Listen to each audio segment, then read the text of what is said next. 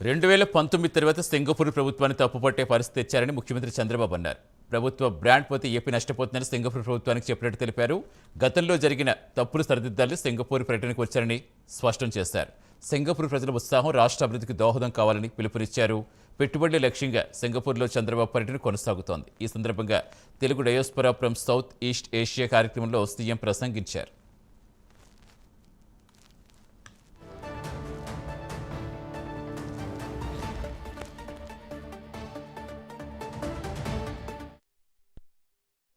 లో మీరు చూస్తే ఫస్ట్ టైం ఏదైతే ఇంటర్నెట్ రెవల్యూషన్ వచ్చింది,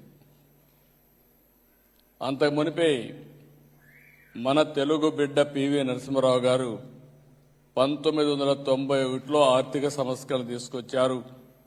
భారతదేశం యొక్క ఆర్థిక వ్యవస్థకి దశ దిశ రూపకల్పన చేసిన వ్యక్తి పివి నరసింహారావు గారు అని చెప్పి నేను మీకు తెలియజేస్తున్నా.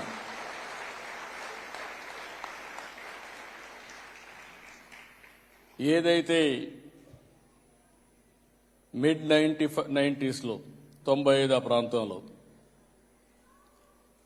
ఈ ఇంటర్నెట్ రెవల్యూషన్ వస్తానే నాకు ఒక ఆలోచన వచ్చింది. ఓసారి కొంతమంది కొన్ని ఇంట్యూషన్లు ఉంటాయి, అదే విజన్ అంటాం.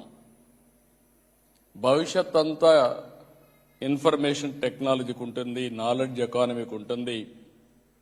తెలుగు జాతి నాలెడ్జ్ ఎకానమీలో అగ్రస్థానంలో ఉండాలంటే ఇన్ఫర్మేషన్ టెక్నాలజీ ప్రమోట్ చేయాలని చెప్పి ఆలోచించాను.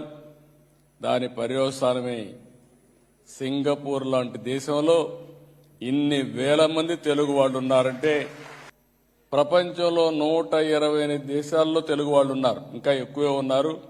మా ఎన్ఆర్టీ రవి గారి లెక్కల ప్రకారం 128 దేశాలు ఇచ్చారు, ఇంకా ఎక్కువే ఉన్నారు. ఈరోజు 40,000 మంది తెలుగు వాళ్ళు ఉన్నారంటే చాలా గర్వంగా ఉంది, ఆనందంగా ఉంది. 19లో గవర్నమెంట్ మారింది.